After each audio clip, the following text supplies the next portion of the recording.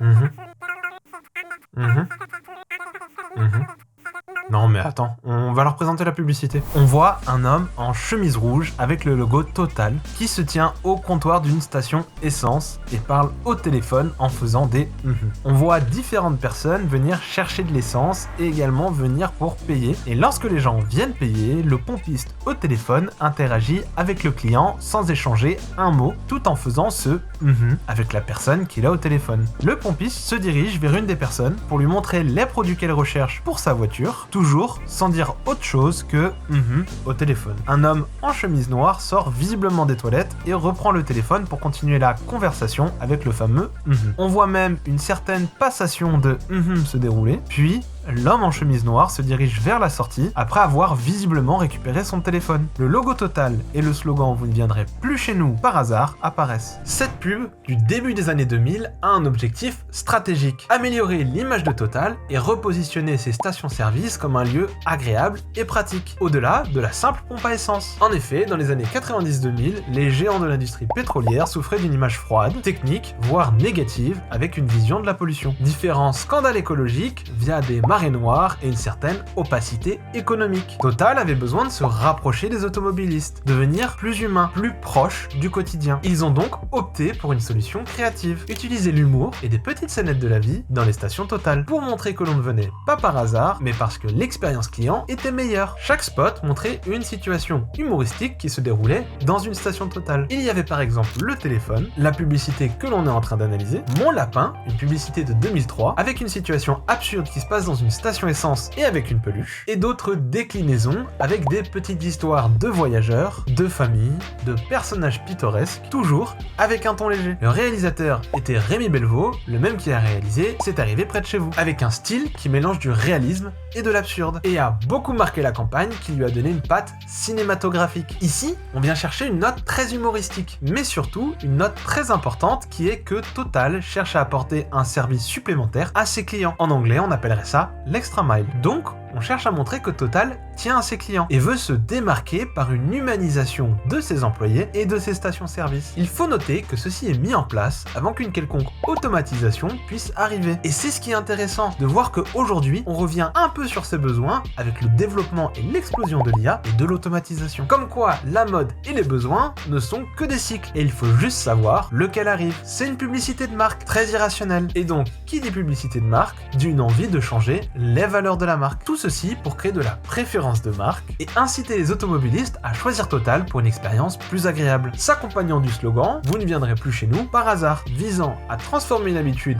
faire le plein de sa voiture, en un choix assumé et positif. Mais est-ce que cette publicité était uniquement pour changer l'image de marque auprès de ses clients? Pas totalement, car en 1999, il y a eu l'affaire de l'Erika qui a terni l'image de Total. Erika, c'est un accident qui est arrivé le 12 décembre 1999. C'était un vieux pétrolier battant pavillon maltais, affrété par Totalfina, le futur Total, qui naviguait au large de la Bretagne, au sud de Penmar, dans le Finistère pour être précis. Il y avait environ 31 000 tonnes de fuel lourd. Le navire se cassa en deux sous la tempête, générant un naufrage et déversant massivement du fuel dans l'Atlantique et sur les côtes bretonnes. Il y a donc eu de lourdes conséquences environnementales, avec environ 20 000 tonnes de fuel lourd qui se répandent dans la mer, une pollution sur plus de 400 km de côtes en Loire-Atlantique, Vendée, Charente-Maritime et Bretagne, une faune touchée par des dizaines de milliers d'oiseaux mazoutés et une pollution durable des sols, plages et marais salants. C'est l'une des pires marées noires jamais connues en Europe. Il y a tout de même eu des conséquences judiciaires. Avec un procès en 2007,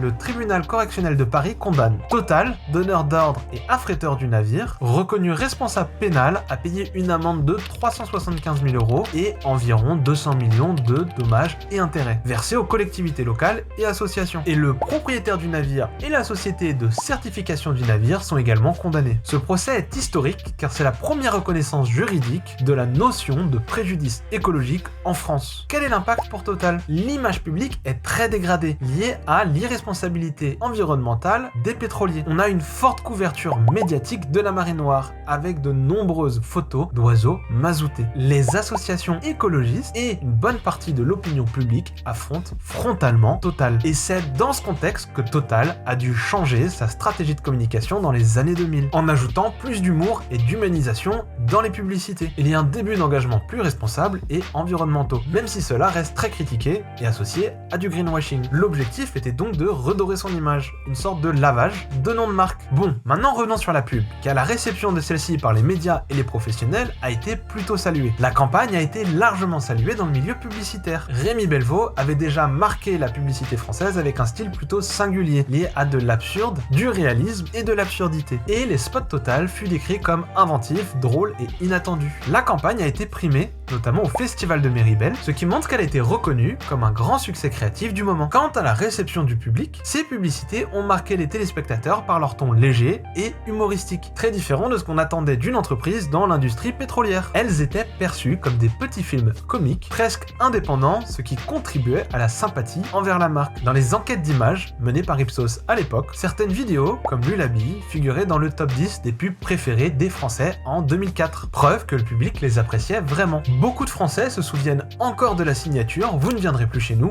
par hasard. Preuve que la saga était mémorable. Mais il faut tout de même apporter des nuances. Car du côté critique, certains médias soulignent l'écart entre la sympathie retrouvée dans les pubs et la réalité environnementale d'un géant de l'industrie pétrolière. Surtout après des marées noires comme l'Erika en 99. Mais globalement, la presse spécialisée en publicité comme CB News, Strategies ou Culture Pub a parlé de cette saga comme un tournant réussi pour l'image de Total. La marque paraissait plus humaine, plus proche et plus uniquement technique. Mais alors, que faut-il garder de cette publicité et de l'histoire autour de cette publicité? Eh bien, on peut déjà voir que celle-ci fut réussie et reste dans la tête de beaucoup d'entre nous. Mais cela montre aussi qu'il ne faut pas être naïf avec la publicité et parfois chercher à mieux comprendre ce qui peut se caché derrière. Apprécier son art est une chose, mais réussir à garder ses valeurs et décrypter l'envie des publicités est également important. J'espère que cette vidéo vous aura plu et que l'analyse de cette campagne et ce qui se cache derrière ces publicités également. N'hésitez pas à liker et partager la vidéo si elle vous a plu, mettez un commentaire et dites-moi si vous voulez voir d'autres publicités analysées. Et sur ce, moi je vous dis ciao!